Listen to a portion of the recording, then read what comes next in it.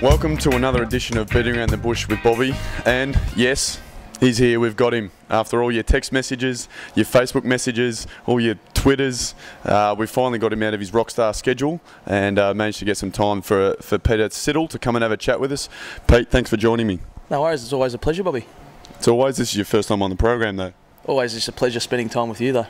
Nice, I like it. Now, look, a few of the other boys have got their nicknames and we've gone through them in previous editions of Beating Around the Bush with Bobby. A couple that spring to mind initially from you is Dermy, and that's obviously your big barrel chest, and initially you had your curly hair. I've actually got a photo here. Where is it? One of these photos there. I'm not sure if you can see that.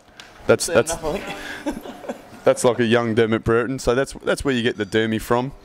There's another one, P-Siddy, and look, as many people know, there's Puff Daddy and P Diddy, and Puff Daddy was Puff Daddy. You were P-Siddy. He heard that you were P-Siddy, so he wanted to be P Diddy. Is this true? Yeah, it is very true. I come out like the music scene. I come out and did a few tracks with a couple of DJs in Melbourne, and yeah, after I did that under P-Siddy, yeah, Puff Daddy just decided he wanted to be similar, and they come out as P Diddy. So bit of a resemblance there. I don't know how true that is, but it sounds pretty good. Well, you used to go around with your bling and stuff, and that's all good. And as you said, you put your sunnies down before, and you usually travel around indoors with your sunnies. So, look, another one that it's back when both you and I were rookies was Jiff or Jiffy. Can you run us through that one? Yeah, that was probably not my finest moment when that occurred, but just a little story between that happened when we were away with the emerging players, Tattersalls emerging players. Yeah, well, it wasn't a trip like that, I think, and yeah, we had a bit of trouble. Just dropped the wrong line around the coaching staff and burned another bloke. So just got the Jiffy firelighter, yeah. So Jiffy. Very nice. And speaking of fire and potentially wood, a lot of the commentators when they speak about you go back to your wood chopping history and your past and before you come to the city. So, how much actual wood chopping did you do as a youngster? Well, not a lot actually. I did a little bit when I was a younger kid. Obviously the family did a lot, and I did it when I was about 10, 11, so for a couple of years did it, but there wasn't a lot of wood chopping. I gave it up, didn't want to lose my toes, so yeah, so that's about as far as it all went. So, sorry, did you order a coffee? No, I didn't. Compliments to the house, mate. Thanks. On the house. Well, there you go. Everywhere you go, the rock star, Peter Siddle, just gets looked after. So, look, it must be a tough life. Look, so you only did a little bit of wood chopping. Yeah. So there's no relation to you having stress fractures now, stemming back to the wood chopping days. No, I definitely got no. Up there, there's definitely no wood chopping that's happening. No relation. What about life after cricket? Potential wood chopper again? Never know. It's usually a sport done by the bigger, rounder sort of guys. So I think when I've retired and probably had a few beers and a few too many beverages after that, I'll probably turn there. So I could get back into wood chopping. Yes. You and me both, mate. We'll both be very round together. Now, look, Pete. Now I've got some questions for you now, mate. And as always, I want you to answer them honestly. You're a pretty genuine bloke. If I looked in your fridge at home, what do you reckon I'd find? Just the usual milk, butter.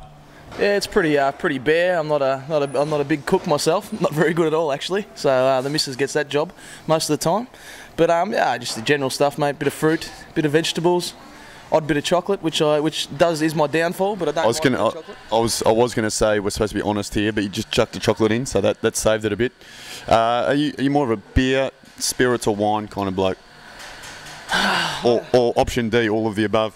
I think I'll have to go option D. Can't really single one out. I don't think. I do love all on different occasions. So I definitely yeah, I do like my Asahi beer. I love that. I love my Johnny Walker Spirit. And Blue Label. Blue Label is definitely very good. and I don't mind my Sauv Blanc. So yeah, I'd have to say all of the above on those ones. Very cultured person you are. You're briefs or boxers, man? Briefs, when I've got them on, that is, yeah. Really? Just go without sometimes? Oh, it just depends, yeah. You don't mind to walk around without nothing on, so... I don't mind that, no, it is. We have roomed together a few times and spent a lot of naked sessions just watching TV on the Unfortunately, yeah. We're both very naked. Yeah. Now, we'll leave it there, though, on that one. Yeah, we'll go on to the next one. Yeah. Are you a manscaper?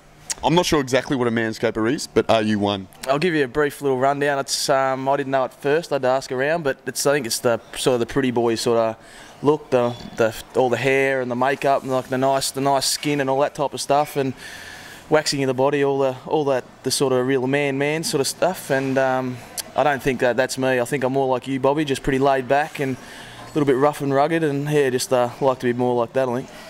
I actually think you're caught in the middle, but that's my opinion, and others might differ. So, do you think you're an attractive man? No, not at all. I disagree. I reckon you're a pretty attractive man. Going back to those photos back here, I think you've come on leaps and bounds. As have I.